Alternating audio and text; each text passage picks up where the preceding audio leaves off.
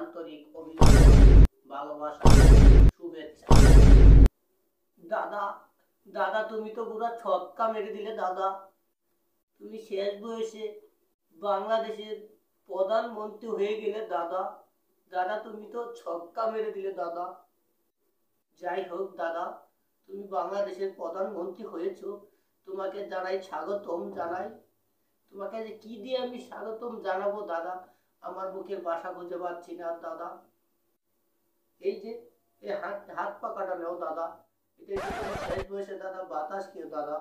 এরশাদ Chowdhury, Sheikh Hasina, model Sheikh Hasina, তার নামের ভিতর কিরকম একটা ছন্দ আছে দাদা। দাদা আপনার নামের ভিতর আমি তো আত্মবিশ্বাস খুঁজে পাই দাদা। ডক্টর মোহাম্মদ ইউনুস, আপনি নাকি সুদ খান দাদা। দাদা এই কথা কি ঠিক দাদা? আপনি কি সুদ খান দাদা? তারপর আপনি কি ইসরায়েলের লগে সম্পর্ক আছে দাদা? অনেকে বলে আপনার নাকি ইসরায়েলের সাথে সম্পর্ক আছে, সুদের সাথে সম্পর্ক আছে। এটা কি ঠিক দাদা? আমি তো জানি না দাদা, বাঙালি তো জানে না দাদা। যে যে কথাই বলুক আমি আপনাকে বিশ্বাস করি দাদা। আপনার নামের ভিতরে আমি একটা আত্মবিশ্বাস খুঁজে পাই দাদা। ডক্টর মোহাম্মদ ইউনুস দাদা, আপনাকে আমি অনেক ভালোবাসি দাদা। দাদা আমার কিছু তেমন চাওয়ার নাই দাদা। আপনি এই বাংলাদেশ সুন্দর শৃঙ্খলা গড়ে তুলবেন দাদা।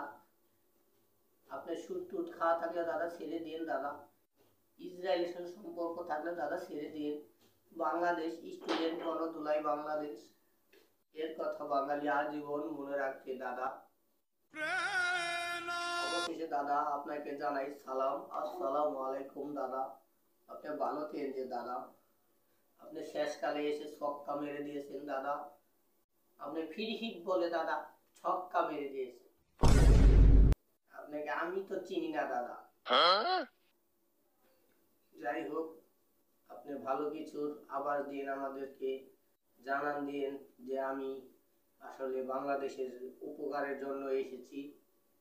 যাই হোক দাদা, আপনাকে জানাই অন্তরের অন্তরস্থল থেকে দাদা আন্তরিক অভিনন্দন, ভালোবাসা, শুভেচ্ছা।